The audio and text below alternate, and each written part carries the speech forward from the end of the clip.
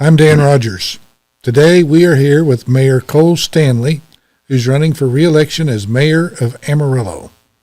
Cole, welcome. Well, thanks for having me back, Dan. Always good to be with you, man. I love your studio. Well, thanks. Feels like home. I feel like I'm here every week, maybe every other week. Yeah. Well, it's a home for all the voters that can come in and see what our elected officials are doing and why they want to run for re-election. Yeah. Well, the answer to that question, the first part's a good one. The second part, why do you do this? I don't know. But you do a great job of educating the public, and I really appreciate that, And then you also do a good job of, motivating people to go and vote, and then also letting them know when you didn't vote, like you shouldn't be a complainer. Yeah. Your opinion needs to be related to your activity sometimes. People need to understand how important it is to be involved. And the first step is to be informed. Second step is to show up and vote. Because if you don't, you've given that vote away to somebody you may not agree with. Yes, sir. And then, I definitely didn't live with that mindset. In my 20s and 30s, I felt like big government, federal mattered, state would affect you, but local, it wouldn't really make a difference. And the truth is the opposite. Local matters most. Nobody can affect your day-to-day living, your life, your business, honestly, your freedoms like your local government can. It all starts at the local level. Your local affects the federal, state, because all those issues and all your elected people start here, and we vote local. Now, because they've taken our elections to the state level and they're no longer really run at the local, it's kind of an illusion. I'm trying to get that back. We need elections at the local level again. But everything you do is basically at your precinct and county level. In your case, the city. So a lot of people just have no concept of how important to be involved locally is. What was it, Tip O'Neill that said all politics is local? Yeah. And he was right. The other side of that is the truth of if you want to impact your community, you don't need to do a great thing. You don't need to change the world. Change your neighborhood. Yep. Get involved locally. Get involved with your neighbors. Get involved with your church. Get involved with that youth group. Whatever is right there next to you. That's really how you impact. So, the local matters most is true, but the greatest impact you can have is in and around those people that you're closest to. So that proximity matters. And then I get the honor and the privilege of leading a few meetings right now and directing traffic, so to speak, on agenda items and policies. And so we feel like we've done a great job in really being agents of change, bringing about what was a referendum, the last election cycle.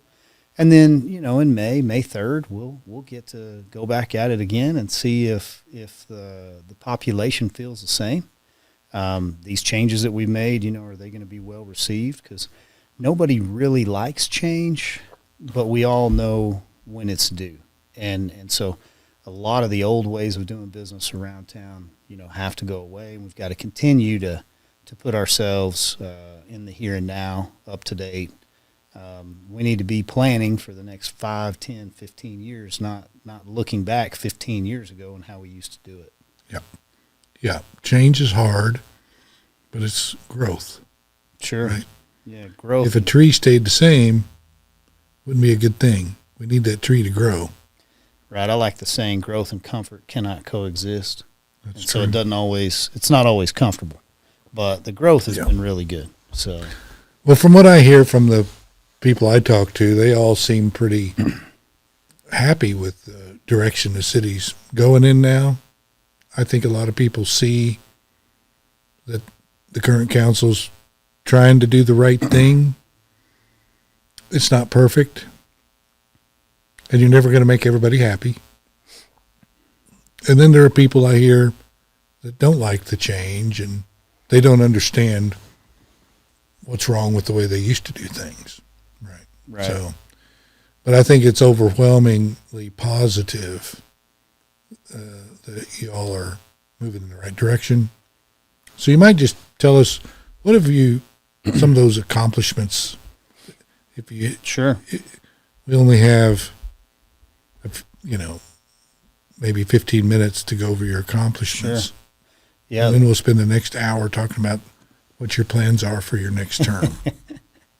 Well, good. Well, I thought you had me scheduled for a 20-minute interview, so I'm prepped. So let me talk about like the basis for any of the accomplishments. It all starts with the team. There's no me, there's no mine, and there's no I in good leadership. And so, I'm not doing any one thing. None of these ideas were mine and mine alone. It comes down to, I love the council. Those other 4 men are really hardworking. When I got elected, I said, I will outwork everyone who's come before me, and I have.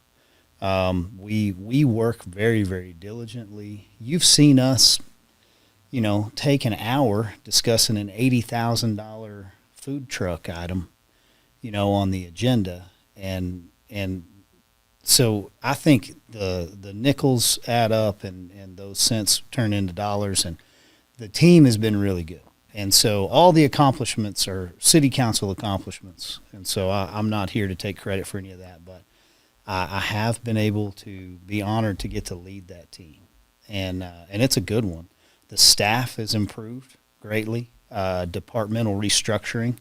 So one of the biggest accomplishments, just kind of running it from the beginning is identifying that we needed a new city manager. And we tried to step in with existing city manager and kind of take some of those old practices and fix them. Could never get there. We're never going to get the level of customer service, the change that we were looking for, and transparency, accountability. We weren't going to get there. And so, Grayson Path is a outstanding manager. I think he is somebody who he takes ownership in the city that he's working for, where he's living. He's calling Amarillo home. He loves it here. His family loves it here.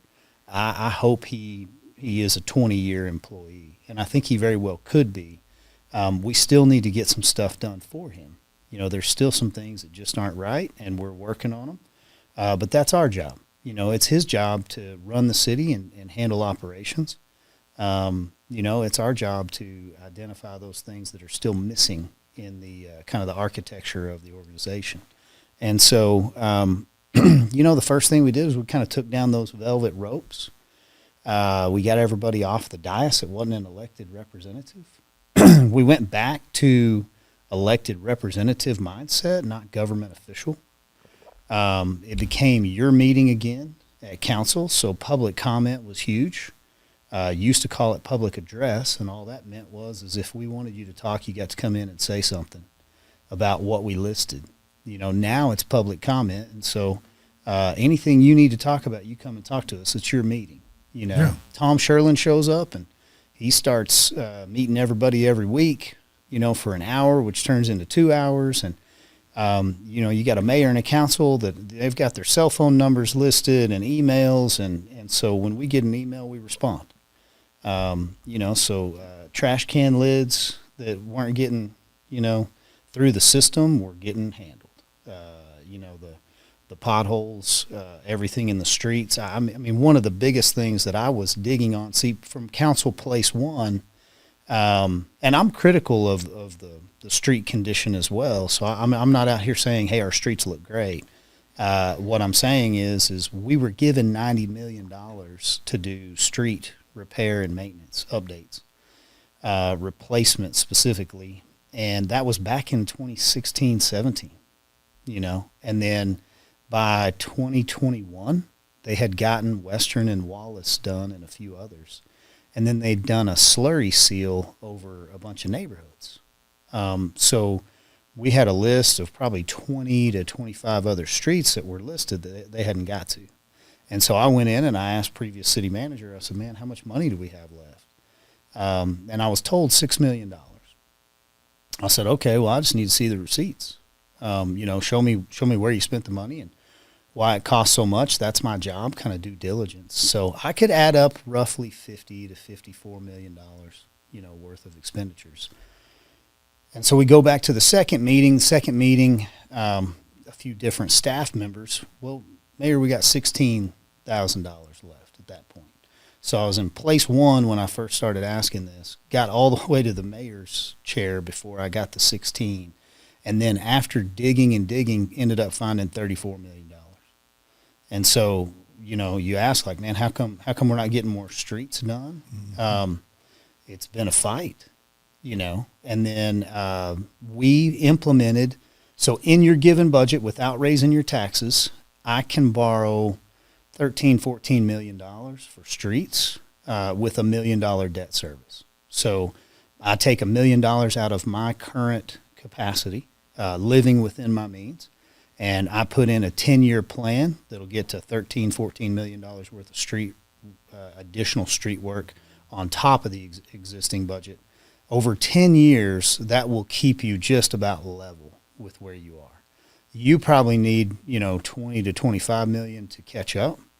And quite frankly, we just didn't have the capacity to do that. So what we can oversee and get designed and implemented has been around 13 to 15 million a year. So that plan was prohibited when bond counsel came back and said, well, we can't give you the $14 million loan, Mayor.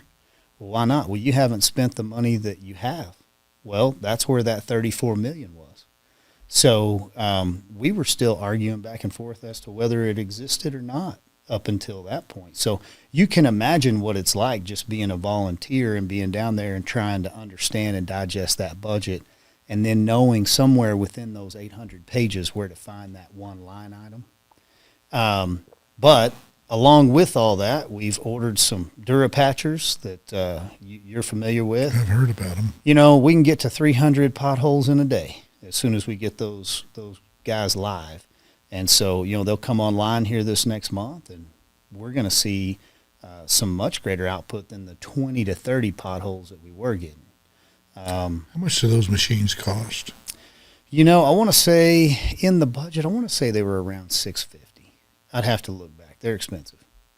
So, and then they're specialty pieces of equipment. So, but, all of that to say that's just roads. That doesn't talk about the wastewater treatment plant. That we've been given some funding, and of course we went through a flood to see how bad that was. So when I toured the wastewater treatment plant, they literally had unplugged the red flashing light. That was the filter alert. Yeah, I kid you not. So man, it was left undone for decades. Previous councils and mayor probably didn't know much about it. We were a different council. We were doing tours. We were wanting to go see everything. We're looking for efficiencies. Didn't know. I mean, I knew when I got elected, I knew I had a $20 million problem sitting there somewhere. I didn't know I had a $200 million problem. So, wastewater treatment plant, we've got a plan, we got a backup plan, and then we've got an emergency plan. And so it's not like it's not planned. And we're doing everything we can. The $38 million federal grant that Ronnie Jackson helped us to get will handle all the design. Now, I know that sounds crazy expensive, but you got to keep in mind you're talking about, 20 million gallons a day capacity. So you're moving such an immense amount of water. You have so much in there on the engineering and the design. Plus, there are private companies that do this. And we could look at, if we don't get the federal funding, we could look at a partnership with a private company that there's value in having our water, both for resale plus the bio fuels that are inside of it. So being able to be more green and efficient through that. But this guy started off around $150 million. Now, you can get numbers all the way back to 900 million. So yeah, if the federal government wants to come in here and put a couple wastewater treatment plants in that total 900 million, we'll take it. But if they come back with far less than that, then we have several different plans that we can implement. And then I've spent a little over $22 million, we as council and staff, to keep that thing updated and running. And I think we're comfortable saying we've got a 5-year life expectancy on it. And so you look at it, it'll take another year and a half to get the designs done. Then you got to get it let out for bid. Then you got a couple years of construction. And so there's an urgency there, and there's definitely all hands on deck. So I guess part of what makes it cost so much is the fact that you have 20 million gallons a day coming in that you have to process while you're building a new plant.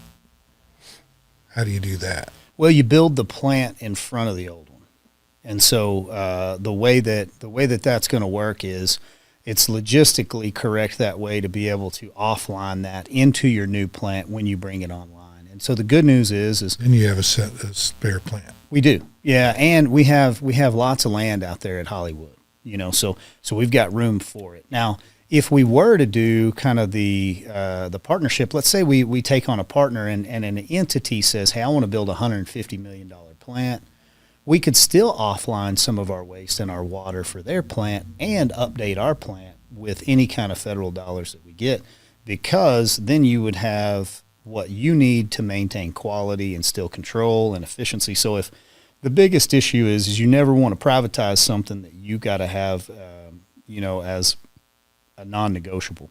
So can't ever have anybody turn the thing off, and say, well, you don't own it. So the way that we would do that is we would allow for a partnership to be able to offline as much as they would need, and then we would still handle what we need. But those million gallons per day ratings correlate to millions of dollars in cost.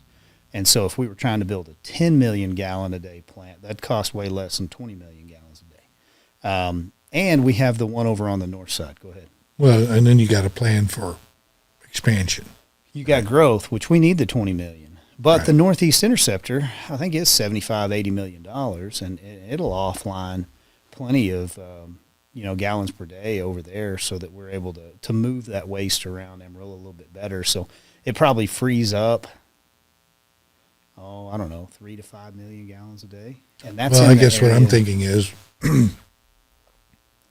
you don't know how the city's going to grow necessarily. That's right. Right. So you have to look ahead 50 years when you build the plant today, because you might have a bunch of subdivisions that want to come online. Sure.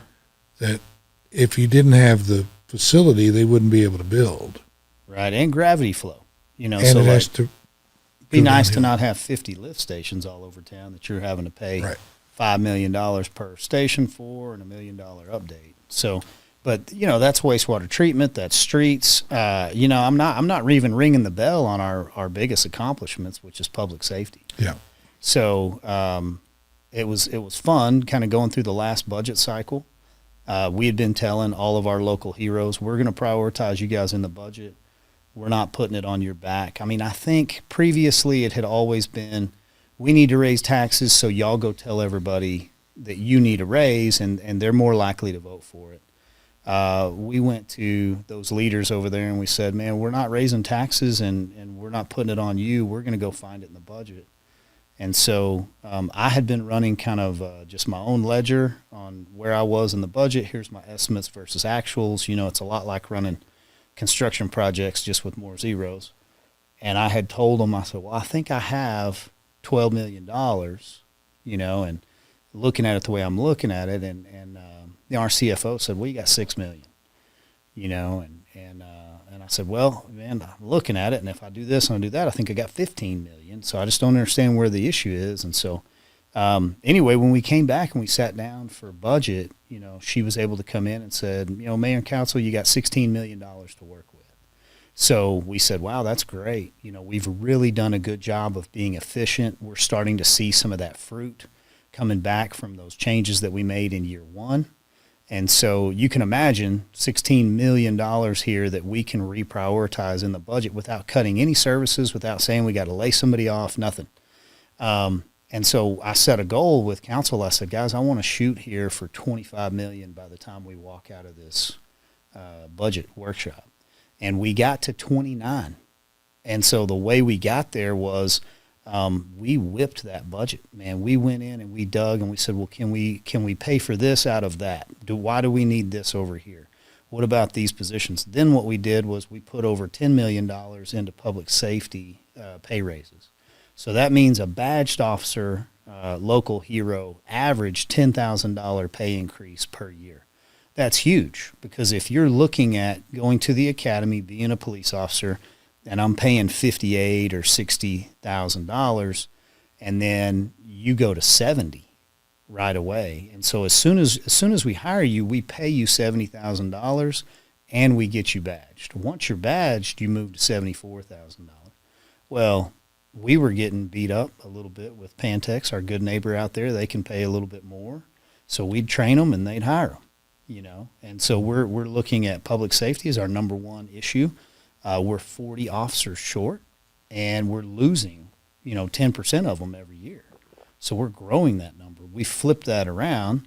Now we're chipping away at that 40 officers. We're probably around 32, and then this next academy will really pull us all the way out of that, or I'd say more so than we ever have been. And then we flipped it from a 10% loss to a 20% increase in retention. So we had, 30-point swing. 30-point swing. I know 4 officers came in and said, hey, it's not just the money, but it's the support, it's the morale, it's being able to see that, like, we are valued and that you guys understand what we're doing. We created the Law Enforcement Consortium because for those guys, no matter how much you pay them, if you're asking them to go knock on a door or a window to potentially write a ticket or investigate something, and as soon as they do their job, you take it to your prosecutor and they don't prosecute. They just look at it and say, we're not looking at it. We're going to put it in the trash. Well, then it makes it really hard to have that enforcement piece where what am I risking here? What's my goal? So working in that law enforcement consortium brought us back to that eyeball-to-eyeball interaction where you're seeing those people. You can ask those questions, well, what do you need? Well, it turns out some of the stuff on the prosecution side was our fault. And we weren't filling this out. We didn't have these things. So we implemented some of those solutions into our academy. Let's train you in a different way. Because when everything's email and everything's uploaded, you've lost that, I filled this out, I put it on here, and then that other person can't walk right across the hall and say, hey, on this one, what happened here? So much in public safety that's taken place with good leadership and pulling those interlocals together. So, couldn't have better sheriffs in both counties. Like my judges, the DAs have improved drastically on some of the stuff that was slow. And then federally, I think we're just killing it. The federal side's been really good here local. And we try to partner with those guys over there at the U.S. office. And we want to promote safe neighborhoods and things that they're doing too. So we are busy. I'm only through 3 items. So, there's 53 on the list. Is that all? That's all. That's a short list. That's only 53 accomplishments in 2 years? Right. Seemed like you ought to be able to do more than that. I mean, I don't know. I didn't get what about the wind down yet. I know the wind has been blowing and you haven't solved that problem. You would think if you're going to elect a mayor that's worth his salt, man, he could get this wind under control. Because I'm getting a lot of complaints about the wind and dust. Oh, man. Dust is something like, what are we paying taxes for if we're going to deal with dust? So that's 2 problems that you haven't solved. Yeah. But you've got how I solved 50 more on the list. You know how I solve those problems? We call them lowered expectations. Oh, okay. See, if I can just get you to lower those expectations, then we're good. Well, I had a simple solution to the dust issue. I had an accountant that worked for me one time. He called me. Mm-hmm. He goes, Dan, what do I do about all this dust in my house? There's just no way I can keep the dust out. And I go, that's easy, Doug. Just water New Mexico. Yeah.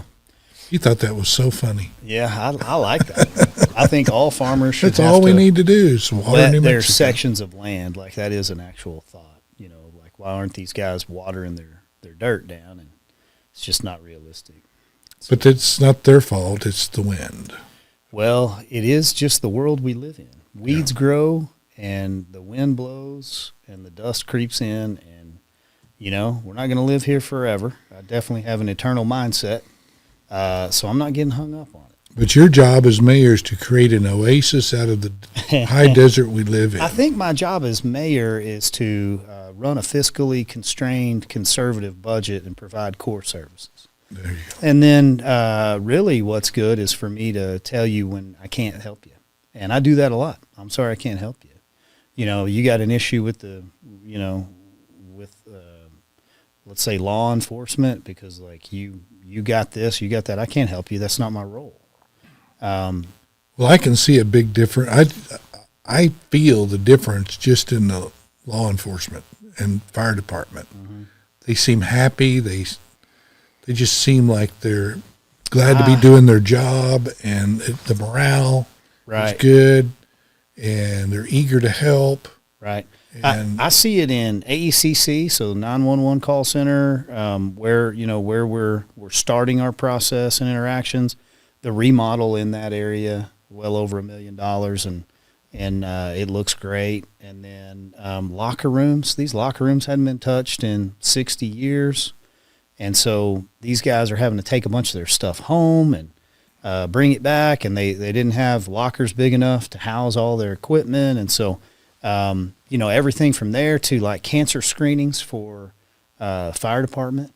Our firemen and women having to be around all the carcinogens, and then not to properly know, like, hey man, how is my most important asset, my physical body and health, doing when I'm around all this? So implementing those cancer screenings was huge.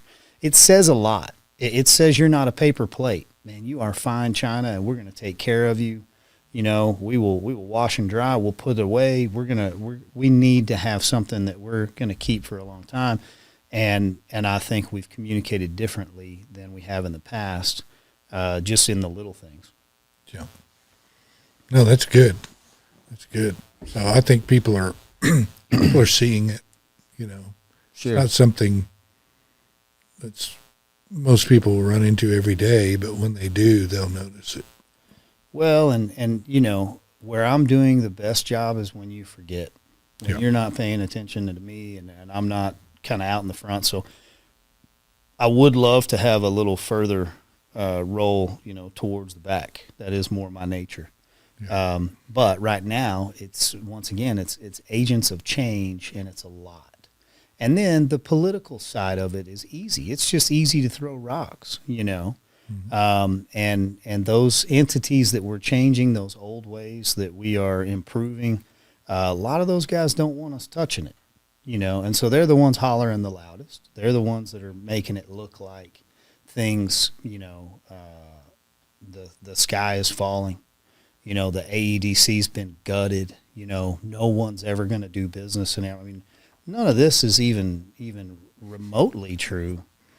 Nor is it anything that we all base our livelihood on here in Amarillo, Texas. So, the people that own businesses in Amarillo, that created their business in Amarillo, they don't really know that the AEDC exists, right? Well, they didn't get money from the government to bring their business to town. Yeah, and it's an economic engine, and it's good. It's good to have it. I think the money's been appropriated over there. We fixed a lot of the problems. We're spending the money better now. It definitely got out of hand. But then the AEDC just is one little component in the overall health and wellness of like our economy in Texas. Are we the 7th largest economy now? So did we pass France? Yes. Is that right? I love that. How come we don't have a party? I think we should be 6th. Was India right in front of us? We may have a tough one to climb on that one. I don't know. There's a lot of Indians over there. But, yeah. They're like, how many people do they have? Like a billion? No, like several billion, don't they? Yeah, but then Texas is such a great economy, and so much that we have, and then we have so many natural resources. We need a strategic business plan over at the EDC. It kind of amazed me that we didn't have that. Yeah, it was just operating with really no oversight. Well, it was operating no accountability.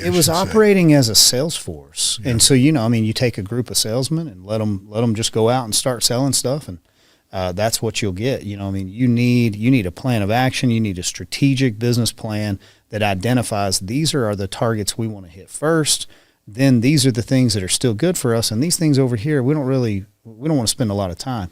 Instead, with a salesperson, and mindset, it's just sell all you can, just anything on the shelf, get it off, and it's just gross volume. And that is not small business. That's not the way I work. I don't want to go out there and just take on every little remodel I possibly can. I'm going to go broke just doing small remodels. I need to know, okay, well, these are the type of jobs that I need. If I'm building big commercial buildings, then I'm growing a company. If I'm doing small remodels, I'm trying to weather a winter. So we're out there shooting at rabbits instead of hunting down, elephants. And so we need to make sure we're targeted. And so we got better leadership in there. It's fine. The sky's not falling. And then ultimately, like, we didn't do any of this. I know the council's getting the finger of, like, you guys have really done all. No, the AEDC did this. Every action that had been taken that was wrong, we were responsive to. None of us took any action against that. We took the action of, okay, let's sit down and let's talk about how do we tweak this. How do we change a few of these incentive guidelines? So we were giving away 10-year, 100% abatements, tax abatement, for no reason at all. We changed that to 10-year, 10% reductive abatements. So it started 100, 90, 80, 70. We didn't have one person walk. So those kind of incentive guidelines have helped. Now, do we look at 5-year instead of 10? I mean, maybe. But there's a lot out there to shoot at. And then I think that those changes are all pretty much in the rearview mirror. And where we need to go is looking at this big, wide windshield. And it's just about kind of moving some of these loud voices out of the way and pushing forward. Well, will that affect just what's inside the city of Amarillo, or will that, if let's say they come in outside in Potter County, sure, but not in the city limits, would y'all have? We try to drive growth in both counties. We look at, like, how we can drive growth, for all 26 counties, and what do we need here. But then the incentive guidelines need to be restrained to, those are city tax dollars. They really need to be spent within the city. Because that's they get funded from sales tax revenue. Correct? That's correct. Yeah. So 0.5 cent on your sales tax from your city sales tax. So the county has their own, share, and they're giving their incentives. So if you're outside of the county and we have something that we can contribute, we look at it. We did some full-time equivalents. So that is just, job growth. And so if you're adding jobs, those jobs are still spending their money and spending their taxes here. Inside the city limits. And so I appreciate all that. Sorry.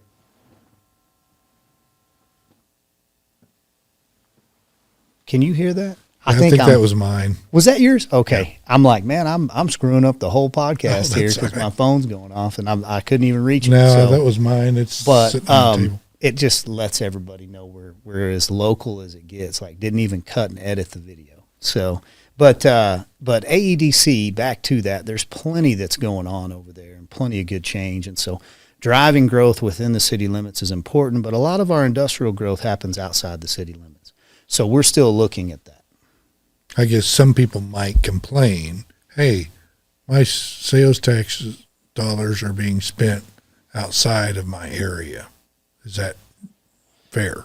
Yes, I think you have taxing entities, and those components need to be paying their fair share, and we see that. Yeah. So we definitely don't want to be, sending sales tax dollars that are inside city limits to predominantly outside city limit growth. You want to see that growth happen, but they do factor. So job growth, job creation is important, but then the other ancillaries that come off of that are important as well. Like, what else is using that business and reaping the rewards? And then overall, it's the overall organism and community and how well, how compatible it is, how complementary is it to the rest of what we have in our resources. I-40, I-27 is a great example of that. Mm-hmm. Yeah, it's location. That's exactly right. So let's not give it away. Like we have. You also have the rail system. Mm-hmm. Sure. You got phenomenal rail, pipelines, almost all the pipelines in America crisscross here, right? So you got the rail, the pipelines, the interstates, the other state highways. Sure. On top of the interstates. Yeah, we are regionally efficient. So we're like the hub of the wheel. Right. For the whole center of America. Well, there's a reason that out at Pantex they say all roads lead to Pantex, and they truly do for that entire. Well, Route 66. Yeah. Well, for the entire DOE, like all roads lead to Pantex. Well, where are they located? Same way here in Amarillo. So Route 66, a great example. I-40.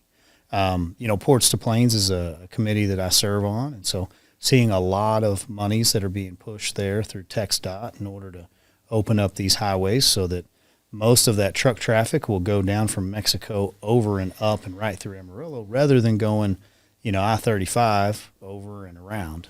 And so I-35 is so crowded. They've got to divert it. Mm-hmm. Does that come from Laredo? Does. Laredo, Eagle Pass, there's several down there, but. And it'll funnel up to I-27? It does. So, it goes basically, straight up, almost just kind of going straight to Lubbock, but then goes over to Midland because of the oil and gas over there, and then it comes back and it runs through Amarillo and then actually goes all the way to Alberta, Canada. But really the big push has been everything in Texas to get us up to that I-40 and then let it kind of go from there or get it up, Colorado area. So how does it get from Amarillo to Alberta? Yeah, it is kind of what you would think in the way in which it runs north, through Colorado and then goes over to I-25. Keeps going. So you have quite a bit there that is still, I'd say, further out on development than what we're seeing in Texas. We feel like we've been prioritized, but predominantly that's because TxDOT's so good. So, we have a 10-year plan, a 15-year plan, so we're plugging in engineered drawings that are already approved, so you get that, quote, shovel ready before you're seeing some of these other states that are getting their stuff in line. And they've had those things ready to go probably for 15 years. We've had them ready for a long time. Because I know 30, 40 years ago they were talking about this in Austin. Right. Ports to Plains. Yeah. So it's a good one. So anyway, whatever else you want to talk about, I won't get us off on. So what about the other big issue, I guess, in your race is I guess the big thing is, from what I hear, is potholes, the EDC, and the range. Yeah, so the range is its own issue. And so I think at this point a lot of people are updated. They're they understand where my offense comes from. I mean, my vote was taken. It was changed. That doesn't mean that like that's my offense. That's technically yours. Now, when you say your vote was taken, correct me if I'm wrong, but you voted to give them $100,000 a year when you were on the council? No, I approved a budget that included 1 year membership for $100,000. Okay. So I voted for $100,000. Now my vote was taken for year 2 and 3 when they advanced it. So I didn't vote for that. Nobody came to me and said, hey, Council Place 1, we're asking you to do this in advance. So now my vote was changed when they changed it unilaterally back in some closed room meeting that went from $100,000 to $250,000. So, I mean, I have two legitimate complaints there. You didn't run for office. You didn't get elected. Right.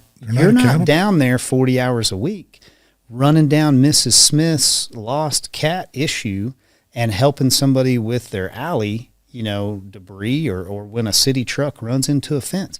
You didn't do any of it. And you showed up and you said $750. And then when we called you and said, surely this didn't happen, you said, that's not a problem.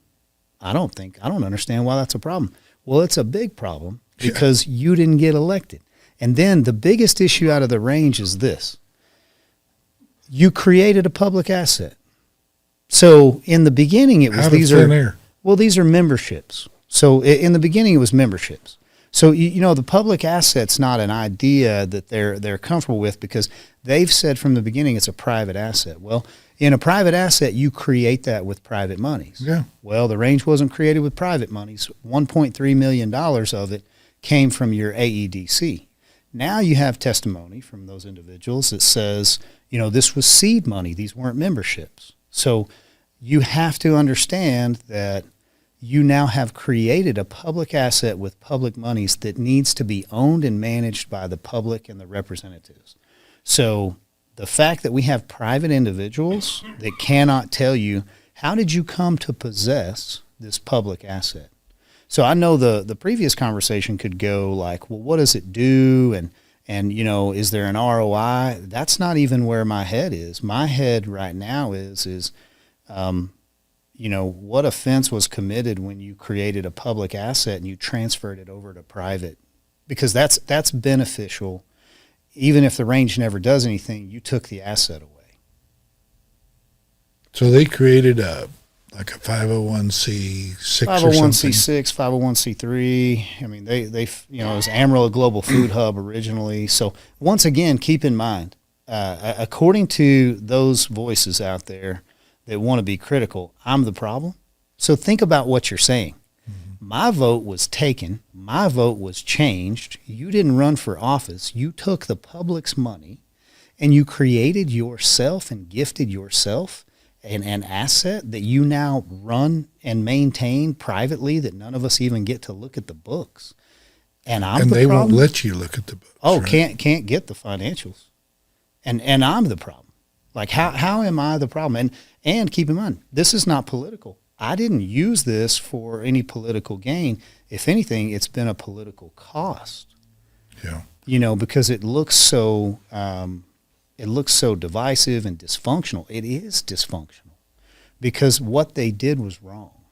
And so where I'm the problem is I'm not one to sit down and be quiet. You're the one with the flashlight. Yeah, turn the lights on. Yeah. So, but all that and just being very candid with you and I still feel very passionate about it because it's core to taxation without representation.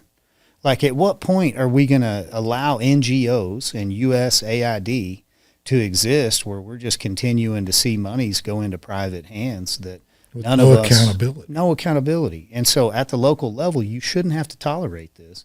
And I'm just saying, like, for me, there's a zero tolerance on it. Yeah. Yeah. How many other things out there are like that are floating around that people don't know about? Well, they know about this one. And so y'all are not going to give them any more money, right? Oh, correct. They did not come back and ask for. Well, they did actually. They asked for another membership due, but that was nothing that made it onto the budget. I can't really fathom somebody getting $750,000 or $650,000 extra money appropriated to them without authorization, and then having the courage, I guess, to come back and ask for another membership and be unwilling to show the books. Mm-hmm. That boggles my mind. You're correct. Yeah, and I think for me, I was kind of caught off guard because originally when this was brought to me, I said, well, man, let me just make a phone call. Let me figure this out. Hey, how did this happen? You probably didn't mean to do this. Let's just put the money back. Let's undo just what you've done. The money? No, not going to do that. Why wouldn't they do that? Why can't they go to a local bank and say, we're the global food hub, now called the Range. The interesting thing. It's a private deal. Lend us the money because we're going to create all this wonderful benefit for the community. Right. And here's how we're going to pay you back. And we want to pay back the city of Amarillo. Well, the interesting thing is you're asking the wrong candidate, but you are asking the right question. So I'm not the one to answer that question. I could speculate as to why they didn't do it, but there is a candidate that can give you the answer, and I think he should be willing to answer all these questions. Well, then the public needs to ask the questions. Understood. Yeah. Yeah, that's appalling to me. The more I think about it, I don't know that the average voter out there understands what really happened. They hear the commercials, or they hear, oh, city council's being mean to the AEDC in the range. Right.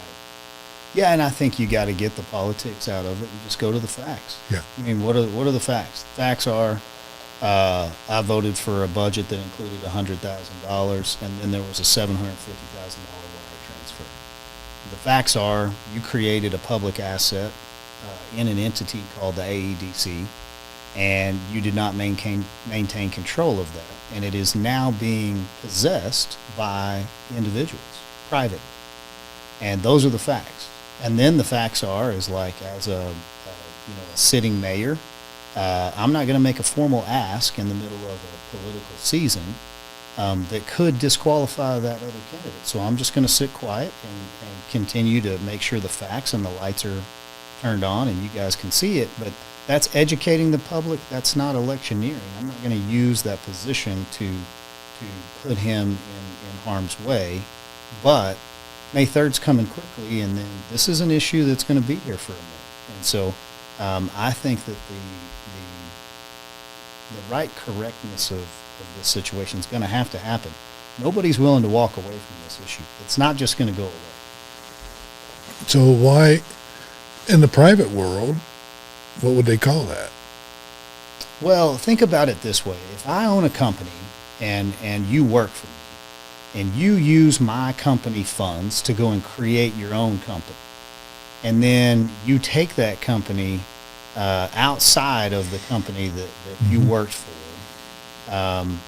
you've created an asset inside of my company, and when I find that out, I'm going to come take it back. It has corporate potential. And so if you work for me and you go and create a company on the side with your dollars and off our time, and you're not taking my customers, that's fine. I don't own you. But if you're using the dollars that I have and maintain and gross in the company that I own, and what I'm representing there is, this is the citizens' money. This is your taxpayer money, and we have to be even more critical of the stewardship of that and the fiduciary capacity that you have to maintain. And this isn't because I say so. This is because state law says so. Well, what I'm having a problem with understanding is, these are well-respected, old family, big money people, right? Okay. They're not poor, trying to figure out a way to make ends meet type people. Why would they don't need the city's money. Why would they take the city's money? I think you're asking good questions, but once again, kind of to the wrong candidate. Yeah. But from my perspective, if they want to create a global food hub, call it the Range, I'm going to set up a C Corp, go out, raise capital, and do my thing, and I don't have to worry about any oversight from anybody or tell anybody what I'm doing. I mean, I don't understand the logic. I understand. My job is accountability, not motive. So the motives that are there, I don't know. I'm not concerned with them. And nor am I concerned with the people that are involved. I don't have the luxury of being concerned with those people because my position doesn't allow me to be relational in a situation like this. It's oversight, and it has to be factual. It's not subjective, it's objective. Mm-hmm. What does the law say? What are the facts of what happened? What's my role in oversight? And I have done everything that I can do to properly, oversee this and I guess continue to hand over all of the information that I can. So we need a local DOJ just like federal. Yeah, we got one coming. We call it the Sunset Committee. So I consider myself to be an okay salesman. You can imagine how hard it is to go into a staff of government employees and say, hey, I would like to create a sunset committee that goes through and removes some of the power that you have in complicating our business dealings here, because I want to make Amarillo a more business-friendly community. I want to make it easier to do business in the city. I've actually gained some pretty good ground with the staff. It turns out the staff has a few things that they're having to do because it's in the ordinance, it's in the code. The one that I've been picking on the best and the most is my favorite. It's the energy code. So IECC energy code compliance, it is it's off the rails come 2026. And it hits me right where I live in construction, but it really drills down to private property ownership, and are you going to be allowed to turn your own lights on or not? Yep. Are you going to be able to turn your air conditioner on when you want to or not? And then everything from, U factors and R factors in walls and windows, all the way to things that just make no flipping sense at all. It's going to make building new structures cost prohibitive. Well, and not just cost prohibitive, but logistically impossible. I can't put 12 inches of insulation in a 2x4 wall cavity. And then there's no ROI. There's a diminishing rate of return, but there's never a cap on the nickels you can spend. I mean, you can be as wasteful as you want, but 12 inches of insulation will not return any greater value than 6 inches. And that is a spray foam insulation tactic. And so we have all upgraded to new forms of insulation and new industry standards. And this energy code is the one thing where, like a sunset committee put together with local business owners, I'd say contractors, but I'd also say architects and then experts in that field. We need to develop what we need in Amarillo. We don't need the region up in Denver to dictate what we have to do here in Amarillo, Texas. From Amarillo to Denver is night and day different, and that's the region you're classified in. Yeah. So local Doge is a little stronger term than what we're running. We're calling it the Sunset Committee, and I'm just going to pick one target, see if we can hit it, and then after that, I'd love to grow it to the next thing. So you need a task force on ordinance modernization. That's correct. And there's some of these ordinances that are life safety, public safety, health. You don't have a choice. You're not going to be able to change them anyway. And we're not touching those. But then there's preferential codes and ordinances that don't have to do with life safety. Sometimes they just have to do with, we don't know why we do this. It's illogical, but it's in the code, so we're doing it. Well, let's find that. Let's get it out. Yeah, I think that, something has to be done about some of these new energy codes because they're just, it's like they want to purposely make property so expensive nobody can own it. Well, but it is a property rights issue, in my opinion. It boils down to it, and I'm way more on the libertarian side when it comes to property rights and you being able to do what you want, with your property.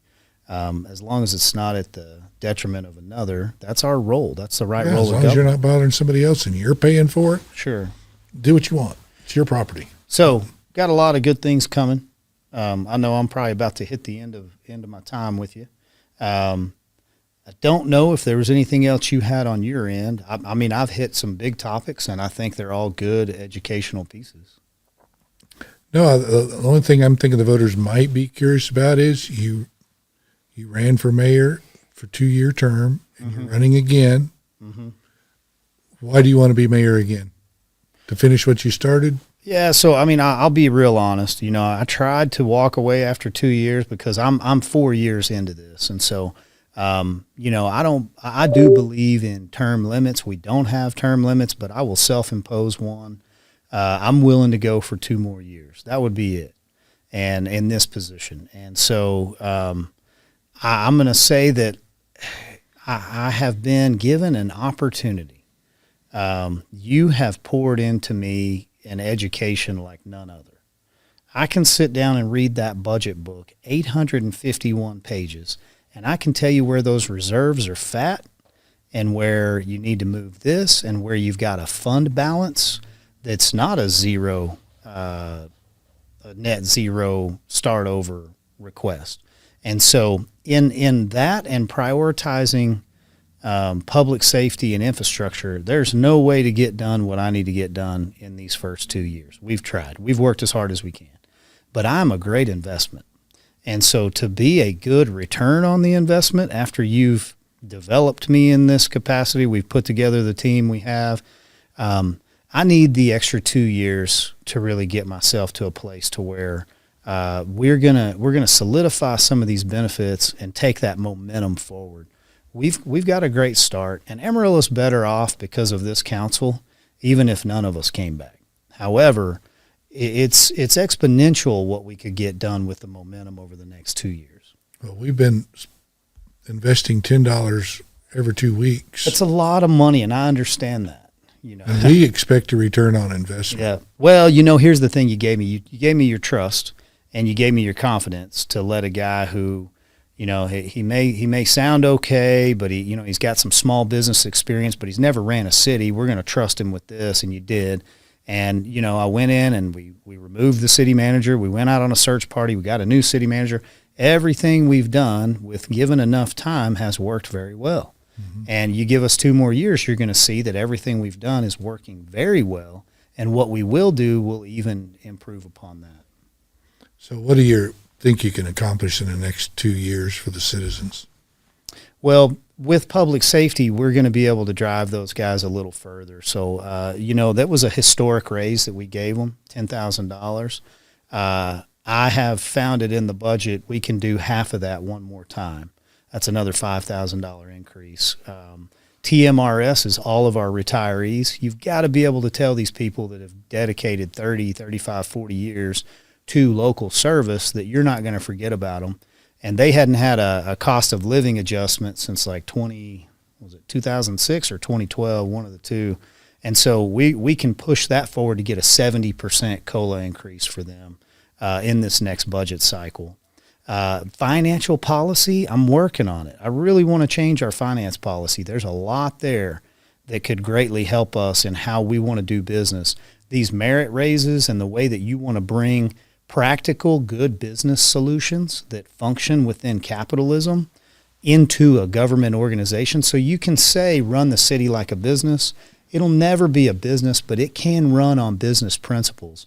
That finance policy, our financial policy, is one that I definitely want to take up and push that forward. I've got a pretty good laundry list of quality of life items that I'd like to work on. Even to the point of the old City Hall building coming down and being able to do something that's very cost effective, reasonable. Construction's my background and my forte. And so you can do an arena over there without having to tear the Civic Center down. And so it's not in the budget, and it's not anything that I would have a plan for right away. But within the next 2 years, that would be one, especially if you get your wastewater treatment plant funded. So your wastewater treatment plant is probably the biggest elephant in the room, and we'll get that ball all the way across the line, especially with pushing with, we have Representative Caroline Fairley working for us down at the state. She's on the Appropriations Committee.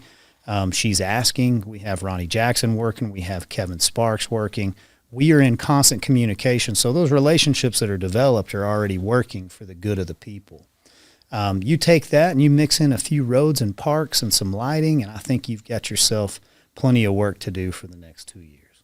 So do you plan on tearing down the old City Hall? We do, yeah. Old City Hall's coming down. So can't leave it because the asset's not anything we can sell or lease.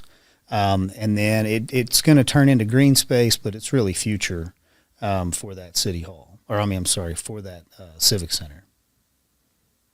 I guess you could open up and let all the Yeah. homeless strip it. Yeah. Well, I think my SWAT team has dibs on it for a minute. Once we get everything out of it, they'd like to do some training exercises in it. So we may blow a few doors off here and there before the demolition crew gets it. So Well, that's what you could just have all the homeless go tear it down and yeah, save money. save money. You're never one for a lack of ideas. Well, it'd be good for them. I mean, give them exercise, some self-esteem I get you. and Yeah. earn a little Probably. money, Yeah. and they'd probably enjoy it. Right. Man, I enjoy being on your show, and then we've covered a lot of topics. So I hope it's been enlightening. I hope bottom line, what I would hope is I just hope our taxpayer, whether you're a voter or not, I hope you're paying attention. And as a taxpayer, when you see the amount of hard work and effort that's going into making Amarillo a better community for everyone, and a safer community. That is where you want to live. I want to live here. I want my kids, raising their kids here. And so I am committed to staying in this game if anybody reappoints me. All right. So do you have a website? Yes, sir. ColeStanleyForAmarillo.com. So you can go on, request a sign. We're always taking donations. If you want to donate $10, that means the most to me. People that will go online and donate $10 because they believe in me. It's not the financial thing. It's that person's probably never donated to a campaign, and that's the buy-in because you believe that the vision that I have is worth investing in. They appreciate what you're doing. I agree. Yeah. So, but yes, sir. So, and on that is the actual list of city accomplishments. So go to that webpage, ColeStanleyForAmarillo.com, click on City Council accomplishments, and just read through it. Because I still see the Facebook where it's like, I don't know what you're paying attention to, but obviously you're not seeing what we're doing. And so it's like, what have they done? What have they done? Well, it's all right there. It's honestly too much for me to respond to on a Facebook post. Yeah. Well, I can't get on Facebook. I'm banned. You're in Facebook jail still? No, I've never posted anything on Facebook. They won't let me be a member because of my work against the machines. Oh. Well, that's why we get along. Yeah. So I don't worry too much with social media. Right. Well, I definitely. I like websites where you can put out your stuff, and I have my own, WeThePeopleTownSquare.com is no algorithms and no distractions. If you want to learn something, you can go there. You have a far reach because of our strong GOP here, and we appreciate you for it. Well, I want to congratulate you. You just got endorsed by the Potter County Republican Party. Unanimously endorsed by those people that are paying attention the closest, and that's a huge compliment to me because they really know what they're endorsing, and it takes a lot more confidence in knowing what you're doing around people that can tell whether you're just blowing smoke or you're actually getting it done. And so that endorsement means a lot to me. Well, I'm very proud of the executive committee, and they had a committee that wanted to do it, and they vetted these candidates. They questionnaires, and they even sent me one. I didn't think they were going to endorse me, but they they did a good job, and then they all met and voted. I just run the meeting. I don't make the decision. So people think it's me. It's not me. I have nothing to do with it. Right. I just take the vote, kind of like you're right as the mayor. You're running that meeting, and they picked you and a few others. So they did a good job, I think, and a thorough job. And I think that should mean a lot to the candidates because it means a great deal. And man, we won't let you down. You put us back in there. We're going to continue to stay. We're going to stick to the game plan. We're not going to play politics. We're going to stay positive, and we're going to keep that service over self mindset, and we're going to lead by example in that.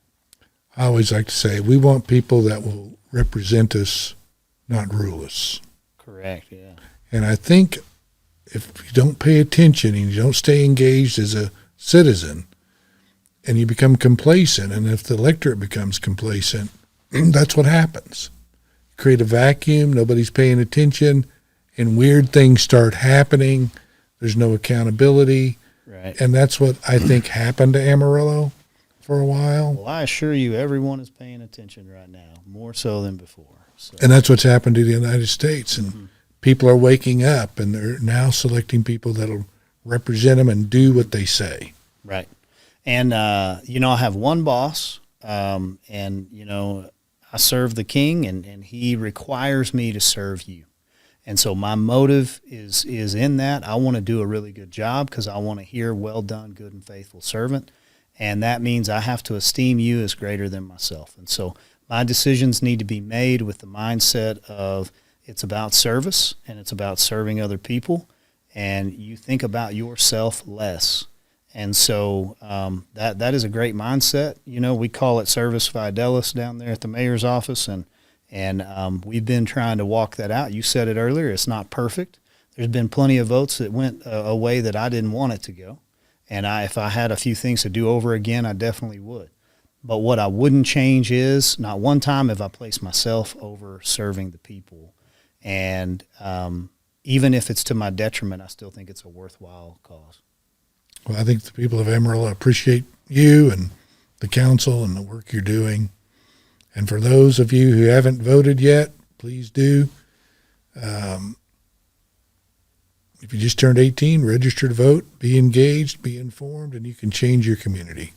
There you go. Because your vote, whether you're a college student or you're the president of a bank, your votes are equal. And I think a lot of people just don't understand the power they have as an individual. Mm-hmm. It's amazing. I love the way you said it, and I'll amen to that. All right, Mayor Stanley, thanks for coming.